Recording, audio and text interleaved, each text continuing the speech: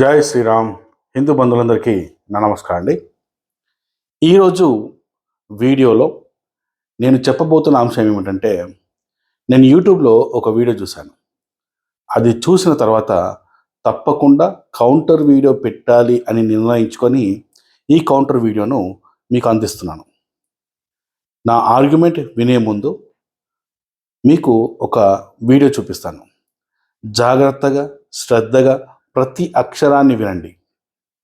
ఆ తర్వాత నా ఆర్గ్యుమెంట్ వినండి. నేను చెప్పిన దాంట్లో ఎంతవరకు నిజముందో గమనించి మీ అభిప్రాయాన్ని కామెంట్ రూపంలో తెలియజేయండి. ఇప్పుడు మీకు చూపించబోతున్న వీడియో దాదాపుగా 2 నిమిషాల 15 సెకండ్లు ఉంటుంది. ఆ వీడియోలో మాట్లాడుతున్న వ్యక్తి పేరు పరమహంస. ఇతను ఒక స్వయం ప్రకటిత మేధావి. ఈ మేధావి మాట్లాడుతున్న మాటలను జాగ్రత్తగా గమనించండి. సో మీరు ఒకసారి వీడియో చూడండి. 1913 జూలై అనమాట. ఈయన మొత్తానికి న్యూయార్క్కి ప్రయాణం అయ్యాడు. ఈయనకి ఏ డబ్బులు కూడా వెతుక్కోక్కర్లేదు, స్పాన్సర్షిప్ ఇచ్చారు. అక్కడికి వెళ్ళి మొట్టమొదటి ఎవరైనా సరే ఫారిన్ వెళ్ళితే మొత్తం న్యూయార్క్ సిటీ చాలా అందమైన సిటీ, అది చూస్తారు కదా అప్పుడైనా ఇప్పుడైనా. ఆ మొత్తం అంతా చూశాడు, చాలా ఆనందం వేసింది. స్టాట్యూ ఆఫ్ లిబర్టీ అని ఉంటుంది, ఇలా కాగడా వెతుకున్నాడు. అది చూస్తే ఇది ఆ స్వేచ్ఛకి సంకేతంగా అంతటి విగ్రహాన్ని పెట్టారు. అంటే మనకి ఇక్కడ స్వేచ్ఛ వచ్చింది అనుకున్నాడు. అలాగే అది చూస్తే ఏదో కొత్త నమ్మకం ఆయన కలిగింది. న్యూయార్క్లో అడుగుపెట్టిన వెంటనే కొత్త ఉత్తేజం కలిగింది. ఎందుకు? అక్కడ ముఖ్యంగా ఈ మహర్ కుల ప్రస్తావన లేదు. సమాజంలో అందరూ సమానంగా బతుకుతున్నారు. కులాల జీవితం అక్కడ లేదు. మనుషుల్ని అవమానపరచడం అటువంటి లేవు. వెళ్ళిన 2 రోజులుగా అర్థం చేసుకున్నాడు ఆ న్యూయార్క్ కల్చర్, సంస్కృతి కానీ, అక్కడ జీవిత విధానం కానీ, అక్కడ వాళ్ళు ఆనందంగా వినోదాలు చూస్తూ గడపడం కానీ, ఇవన్నీ మనిషి మీద మనిషి అక్కడ ఏమీ తక్కువ చేసి మాట్లాడడం చూడవచ్చు, అటువంటివి ఏమీ లేవు. అక్కడ ఉన్న మనుషుల్లో ఉన్నటువంటి ఫ్రెండ్షిప్ క్వాలిటీ, ఆ స్నేహానికి అందరికీ కొత్త అయినా పాతైనా అక్కడ న్యూయార్క్లో అందరూ ఒకటే, సమానత్వం, సమన్యాయం అన్ని చూసరికి చాలా ఆనందం వేసేసింది. ముందు వెళ్ళి వెంటనే ఆనందం వేసింది. ఆ కొత్త ఊపిరి వచ్చినట్టు అయింది, కొత్త ఉత్సాహం వచ్చినట్టు అయింది. వెళ్ళి ఒక రూమ్లో, అంటే వెంటనే రూమ్ దొరికింది. ఆ రూమ్లో ఒక రూమ్మేట్ ఉన్నాడు. వచ్చి ఆ రూమ్లోకి వెళ్ళాడు. ఆ రూమ్లో ఎంత మాట్లాడుకుని వెళ్ళేసరికి ఆ కొత్త రూమ్మేట్ ఉన్నాడు. నేను ఈ రూమ్లోకి వచ్చానండి కొత్తగా అని చెప్తే, అతని పేరు నేవల్ బత్తెన. అతను ఏదో చదువుకోవడానికి వెళ్ళే ఉంటాడు. ఆ నేవల్ బత్తెన అనే అతను ఏంటంటే, వెల్కమ్, చాలా సంతోషం మీకు రావడం, మన ఇక్కడ చాలా బాగుంటుంది అది అని చెప్పేసి ఉండడం. వాళ్ళిద్దరు ముందు వెంటనే యూనివర్సిటీలో జరగకుండా 2-3 రోజులు మొత్తం అక్కడ ఆ న్యూయార్క్ మొత్తం సిటీని అంతటినీ కూడా చూడడం, వాళ్ళిద్దరూ ఒకరికొకరు మాట్లాడుకోవడం, షేర్ చేసుకోవడం చాలా బాగా అనిపించింది. ఆయన అడుగుతూ ఉండేవాడు కూడా, ఏంటి ఇక్కడ అక్కడికి ఇక్కడికి ఏం తేడా కనబడుతుందా, ఏంటి ఎలా ఉంది, సంతోషంగా ఉందా, నీకు ఎలా ఉందని ఫ్రెండ్ అడిగాడు. ఈ నేవల్, అంబేద్కర్ ఎలా ఉంది ఇక్కడ ఎక్స్పీరియన్సు అని. అక్కడలా లేదు ఇక్కడలా ఉంది అనకూడదు కదా, బాగుంది అని చెప్పి నవ్వేసి ఊరుకున్నాడు. వీడియో చూశారు కదా ఎలా ఉంది. 1913లో అంబేద్కర్ ఉన్నత చదువులు చదువుకోవడానికి అమెరికా వెళ్ళిన విషయం అందరికీ తెలిసిందే. ఉన్నత విద్య పొందడానికి అమెరికా వెళ్ళిన అంబేద్కర్కి, అక్కడ వెళ్ళిన అంబేద్కర్కి స్టాచ్యూ ఆఫ్ లిబర్టీ విగ్రహాన్ని చూడగానే స్వేచ్ఛకు సంకేతంగా కనిపించిందట. పూర్తి స్వేచ్ఛను చూశాడట అక్కడ. కులరహిత సమాజాన్ని చూశాడట అక్కడ అమెరికాలో. అమెరికా సమాజంలో అందరూ సమానంగా బ్రతుకుతున్నట్లు కనబడిందట. సాటి మనిషిని అవమానించే విధంగా అక్కడ కనిపించలేదట. అక్కడ మనుషుల్లో ఉన్న ఫ్రెండ్షిప్ క్వాలిటీ ఆశ్చర్యాన్ని కలిగించిందట. అక్కడ సమానత్వం, సమన్యాయం చూసి ఆశ్చర్యపోయాడట. అక్కడికి వెళ్ళగానే కొత్త ఊపిరి, కొత్త ఉత్సాహం కలిగిందట. తన రూమ్మేట్ దగ్గరికి వెళ్ళి కలిశాడట. అంబేద్కర్ రూమ్మేట్ పేరు నావెల్ బత్తన. అతను అంబేద్కర్ని సాధారణంగా ఆహ్వానించాడట. చూడండి, ఒక్కసారి ఆ వీడియోను మనమందరం చాలా జాగ్రత్తగా గమనించాలి. చాలా సాఫ్ట్గా, స్మూత్గా, కూల్గా ఆ వ్యక్తి మాట్లాడుతున్న మాటలను గమనించండి. భారతదేశంలోని హిందూ మతంలో స్వేచ్ఛ లేదని, సమానత్వం లేదని, సమన్యాయం లేదని, కుల వివక్ష ఉందని, సాటి మనుషులను నీచంగా చూస్తారని, మనుషులకు విలువ ఉండదని, కానీ క్రైస్తవ దేశమైన అమెరికాలో ఎలాంటి వివక్ష ఉండదని, పూర్తి స్వేచ్ఛగా బ్రతకొచ్చని, మనుషులందరూ సమానంగా బ్రతుకుతారని మనకు తెలియకుండానే మన బుర్రల్లో మన దేశానికి వ్యతిరేకంగా, హిందూ మతానికి వ్యతిరేకమైన ఒక విత్తనాన్ని నాటుతున్న విధానాన్ని మీ అందరు గమనించాలి. నేను కూడా చాలా సంవత్సరాల నుంచి వీళ్ళందరినీ గమనిస్తున్నాను.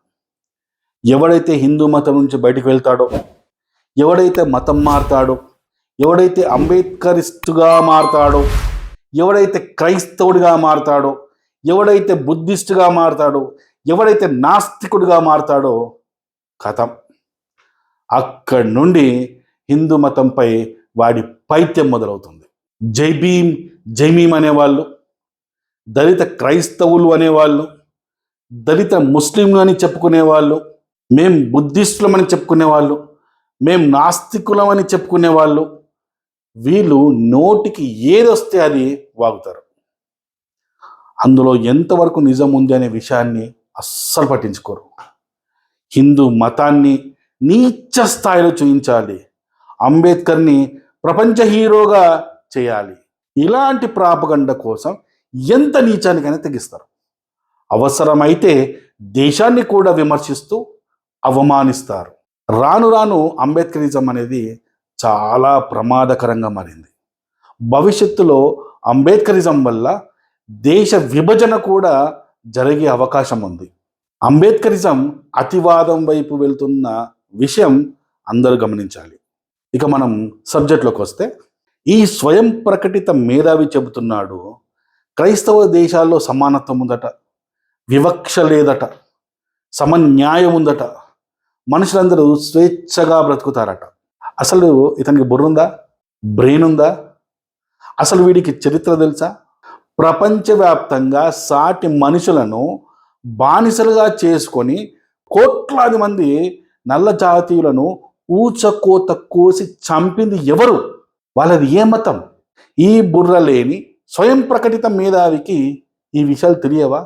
అంతెందుకు, సింపుల్గా అంబేద్కర్ 1913 నుంచి 1916 వరకు, అంటే అంబేద్కర్ అమెరికాలో చదువుకున్న 3 సంవత్సరాల సమయం తీసుకున్నాం మనం.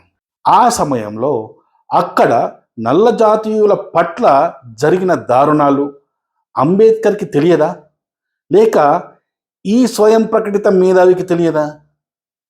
అమెరికాలో చదువుకునే సమయంలో నల్ల జాతీయుల పట్ల చాలా దారుణమైన సంఘటనలు జరిగాయి. మరి వివక్ష మీద పోరాడే అంబేద్కర్ ఎందుకు నల్ల జాతీయులపై జరుగుతున్న దౌర్జన్యాలను చూసి కూడా ఒక్క ప్రశ్న అమెరికాలో వేయలేకపోయాడు? అమెరికా దేశంలో సాటి మనుషులను బానిసలుగా చేసుకొని హింసించే విధానం అంబేద్కర్కి వివక్షలా కనబడలేదా? వాళ్ళ దేశంలోనే వాళ్ళను ప్రశ్నిస్తే వెంటనే ఓడ ఎక్కించి భారతదేశానికి తరిమేస్తారని అంబేద్కర్ భయపడ్డారా?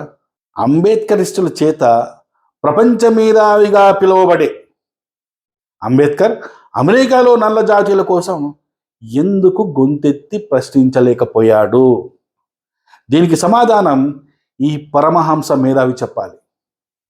అంబేద్కర్ అమెరికాలో ఉన్న 3 సంవత్సరాల్లో అక్కడ నల్ల జాతీయులపై జరిగిన అతి ముఖ్యమైన సంఘటనలను మనం కొన్ని చూద్దాం. అంబేద్కర్ 1913 నుంచి 1916, అంటే 3 సంవత్సరాల ఈ మధ్య కాలంలో అమెరికాలో ఉన్నప్పుడు అక్కడ నల్ల జాతి వారి పరిస్థితి తీవ్రమైన వేదనకరమైన స్థితిలో ఉండేవారు. కొన్ని ముఖ్యమైన సంఘటనలు, పరిస్థితులు మరియు చారిత్రక నేపథ్యం గురించి కొన్ని విషయాలు తెలుసుకుందాం మనం. ఇక్కడ నేను 2 విషయాల గురించి చెప్తాను. ఒకటి జిమ్ క్రో చట్టం, 2 లించింగ్ చట్టం. ఈ 2 చట్టాల గురించి చాలా జాగ్రత్తగా మనం గమనించాలి. ఇది అంబేద్కర్ ఉన్నప్పుడు అమెరికాలో చదువుతున్న 3 సంవత్సరాల్లో కూడా ఈ 2 చట్టాలు అమల్లో ఉండేవి అనమాట. ఒకసారి ఈ చట్టాల పరిస్థితి ఏ విధంగా ఉండేదో చూద్దాం ఒకసారి మనం. అమెరికాలో నల్ల జాతీయులపై జిమ్కో చట్టాల ప్రభావం ఏ విధంగా ఉండేదో ఒకసారి గమనిద్దాం. అమెరికాలో జిమ్ క్రో చట్టాలు నల్ల జాతి వారిని శ్వేత జాతి వారిని అంటే తెల్లవారికి భిన్నంగా ఉండేవి. అంటే నల్లవారికి తెల్లవారికి వేరువేరు చట్టాలు ఉండేవి. అంటే బస్సులు, రైళ్ళు, రెస్టారెంట్లు, విద్యా సంస్థలు, చర్చిలలో అన్నింట్లోనూ వేరువేరు విధానం ఉండేది. అర్థం కాలేదా? ఇంకా వివరంగా చెప్తాను మీకు. బస్సులలో తెల్లవాళ్ళకు ప్రత్యేక సీట్లు ఉండేవి. అందులో నల్లవాళ్ళు కూర్చోవడం నిషేధం. ఆశ్చర్యపోతురా? నిజమండి బాబు. అలాగే రైళ్లల్లో తెల్లవాళ్ళు ఉన్న బోగిలోకి నల్లవాళ్ళు ఎక్కడం నిషేధం.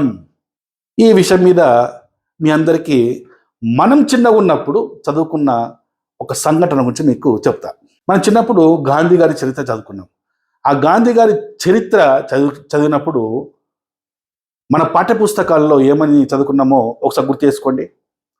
గాంధీ సౌత్ ఆఫ్రికాలో ఉన్నప్పుడు first class ticket train ticket కొనుక్కొని ట్రైన్ ఎక్కితే ఆ బోగిలో ఉన్న తెల్లవాళ్ళు నల్లగా ఉన్న గాంధీని చూసి మెడ పట్టుకొని ట్రైన్ నుంచి ప్లాట్ఫారం మీదకి నూకేశారు, తోసేశారు అని చిన్నప్పుడు మనం చదువుకున్నాం. గుర్తుందా? అదన్నమాట. ఇక రెస్టారెంట్లలో తెల్లవాళ్ళు నల్లవాళ్ళు కూర్చోవడానికి వేరువేరు వ్యవస్థలు ఉండేవి. తెల్లవాళ్ళు కూర్చునే టేబుళ్ళ మీద నల్లవాళ్ళు కూర్చోవడం నిషేధం. విద్యా సంస్థలలో నల్లవాళ్ళు ఒక మూలకి కూర్చొని చదువుకునేవారు. తెల్లవాళ్ళతో కలిసి కూర్చునే హక్కు వారికి లేదు. అక్కడి చట్టాలు కూడా ఒప్పుకో. అలాంటి చట్టాలు అక్కడ ఉండేవి. చర్చిలలో అయితే తెల్లవాళ్ళు వెళ్ళే చర్చిలలోకి నల్లవాళ్ళు వెళ్ళడం నిషేధం. నల్లవాళ్లకు ప్రత్యేక చర్చిలు ఉండేవి.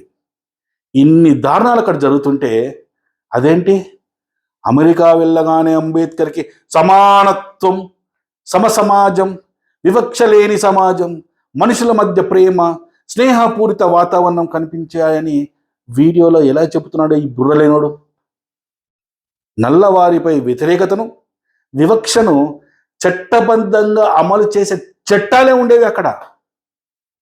వాళ్ళ రాజ్యాంగంలో అలాంటి చట్టాలే ఉండేటివి. అమెరికా రాజ్యాంగంలో సాటి మనిషిని, నల్ల జాతీయులను బానిసలుగా చూడమని చట్టాలే ఉండేవి.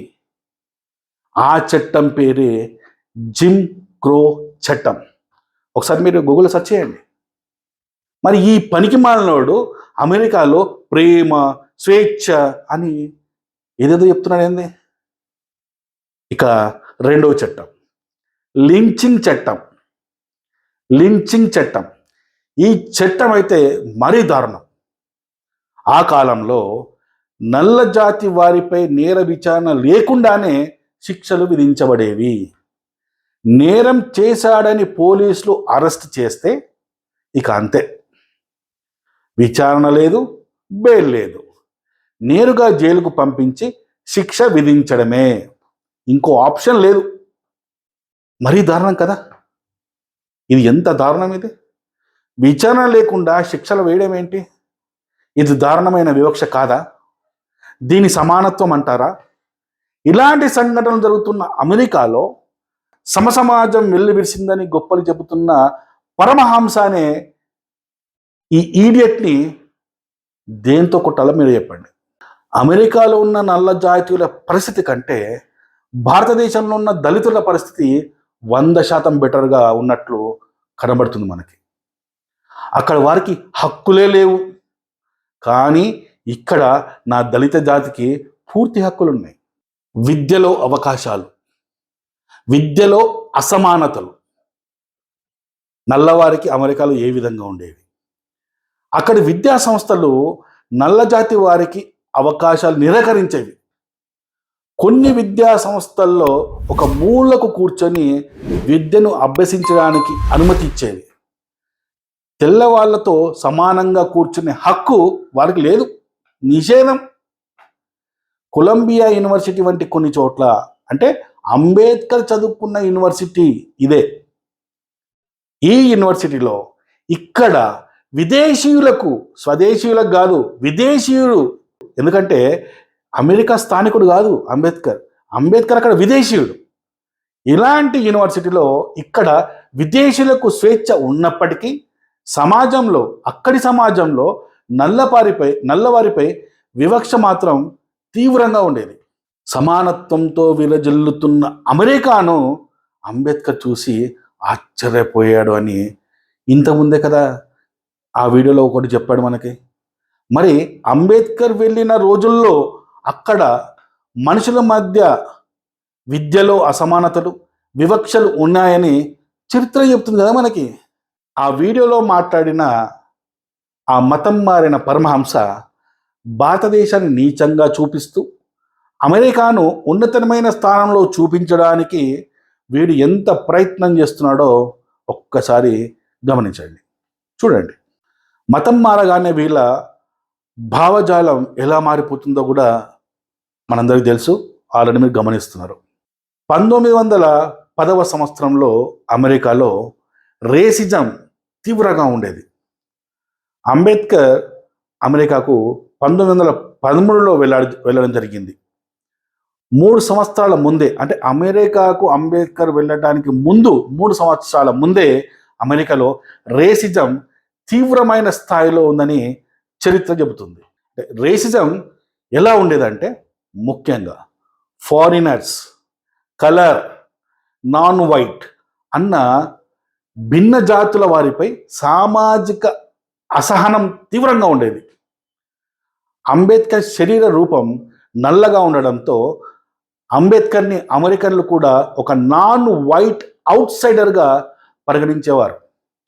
ఒకవేళ అంబేద్కర్ అక్కడ విదేశీయుడు కాకపోయి ఉండింటే, అంబేద్కర్ అక్కడ స్థానికుడు అయి ఉండింటే అంబేద్కర్ పరిస్థితి ఏ విధంగా ఉండేదో ఒకసారి ఊహించుకోండి. క్రైస్తవ దేశాలలో సాటి మనుషుల మీద ఇంత దారుణంగా వివక్ష, అసమానతలు, హింసలు జరుగుతుంటే మతం మారిన కొంతమంది ఈడియట్స్ భారతదేశాన్ని అవమానపరుస్తూ క్రైస్తవ దేశాలను గొప్పగా ఉండేవి అని ప్రచారం చేస్తున్న ఈ దొంగనా కొడుకులను ఏం చేయాలి మనం? ఇక చివరగా ఒక వివరణ ఇవ్వాలనుకుంటున్నాను. మన దేశంలో కేవలం అంటరానితనం మాత్రమే ఉండేది. ఇప్పటికీ కొద్దిగా ఉంది. పూర్తిగా అంటరానితనం మన దేశంలో ఇప్పటికీ నిర్మూలన కాలేదు. దీన్ని నేను ఒప్పుకుంటా. కానీ మన అదృష్టం ఏంటంటే క్రైస్తవ మతంలో, క్రైస్తవ దేశాల్లో ఉండే బానిసత్వం, బైబిల్లో కూడా బానిసత్వం ఉంటుంది. బైబిల్ కూడా బానిసత్వాన్ని ప్రోత్సహిస్తుంది. బానిసత్వం మీద చాలా రిఫరెన్సెస్ బైబిల్లో ఉన్నాయి. ఈ బానిసత్వం మన దేశంలో లేకపోవడం మన అదృష్టం. ఈ వీడియో చూస్తున్న అంబేద్కరిస్టులు, మతం మారిన క్రైస్తవులు నా అభిప్రాయాన్ని అస్సలు ఏకీభవించరు. నాకు తెలుసు, నన్ను బూతులు తిడతారని కూడా తెలుసు. అందుకే నా అభిప్రాయాన్ని పక్కన పెట్టేసి అంటరానితనం మరియు బానిసత్వం అనే విషయాల మీద అంబేద్కర్ ఏం చెప్పాడో చూద్దామా? ఆయన ఏమంటున్నారంటే, మనం అస్పృశ్యులం, ఇంకా బానిసం కానందుకు అదృష్టంగా భావించాలి. మనం అస్పృశ్యులం, ఇంకా బానిసలం కానందుకు అదృష్టంగా భావించాలి. అలా అయి ఉంటే వినిమయ వస్తువుల్లాగా, సరుకుల్లాగా, పశువుల్లాగా అమ్ముడుపోయేవాళ్ళం. ఒక మనిషి ఒక్కసారి బానిసగా నమోదు అయ్యాడంటే అతడు లేదా ఆమె ఒక వ్యాపార సరుకుగా మారి అన్ని రకాల ప్రాథమిక హక్కులను కోల్పోవలసి వచ్చేది. భారతదేశంలోని అస్పృశ్యులు ఇంకా అంత దీనస్థితికి చేరుకోలేదు. బానిసత్వంతో పోలిస్తే మన స్థితి ఎంతో మెరుగైనది. అంబేద్కర్ గారు మరీ ఒక మాట స్పష్టంగా చెప్తున్నారు. ఏమనంటే, బానిసత్వంతో పోలిస్తే భారతదేశంలో ఉన్న మన స్థితి ఎంతో మెరుగైనది అని చెప్పేసి అంబేద్కర్ చెప్పిన మాటలు. ఈ మాటలు ఎక్కడున్నాయో తెలుసా? ఇగో ఈ పుస్తకంలో పేజ్ నంబర్ 02 2వ పేజీలో స్పష్టంగా రాశాడు. Value number 3 doctor B R Ambedkar ప్రసంగాలు సంపుట 3 తెలుగు అకాడమీ హైదరాబాద్. స్పష్టంగా అంబేద్కర్ చెప్పిన మాటలు. ఇందులో పేజ్ నెంబర్ 2లో కింద ఒకసారి గమనించండి. ఇది కింద ఒకసారి గమనించండి. మరాఠీ ప్రసంగం conference of depressed classes from Bombay provinces 1932 Barsi Sholapur డిస్టిక్లో జరిగిన ప్రసంగంలో అంబేద్కర్ గారు స్పష్టంగా చెప్పిన మాటలు ఇవి. ఇది అంబేద్కర్ చెప్పిన మాట. అంబేద్కర్ చెప్పిన మాటను మేము నమ్మము అంటే అది మీ కర్మ. మీ రాజకీయ అవసరాల కోసం మీరు బ్రతకడానికి హిందూ మతాన్ని బలి చేస్తున్నారనే విషయం మాకందరికీ అర్థమైపోతుంది, తెలుస్తుంది. మీరు చేస్తున్న ఈ ప్రయత్నాన్ని అడుగడుగున అడ్డుకోవడానికి నాలాంటి వాళ్ళు సిద్ధంగా ఉన్నారు, ఉంటారు కూడా. వీడియో ముగించే ముందు చివరిగా ఒక మాట. చివరిగా మీకు ఒక స్క్రీన్ మీద ఒక టేబుల్ చూపిస్తున్నాను, చూడండి. అందులో బానిసత్వం మరియు అంటరానితనం మధ్య ఉన్న తేడాను అందరూ గమనించండి. బానిసత్వం వర్సెస్ అంటరానితనం. టేబుల్ని పూర్తిగా చదివారా? పూర్తిగా అర్థమైందా? ఇక వీడియో చూసిన మీ అందరికీ నా కృతజ్ఞతలు. నా వీడియో నచ్చినట్లయితే లైక్ కొట్టండి, సబ్స్క్రైబ్ చేసుకోండి. తప్పకుండా కామెంట్లో మీ అభిప్రాయాన్ని తెలియజేయండి. Thank you. జై శ్రీరామ్.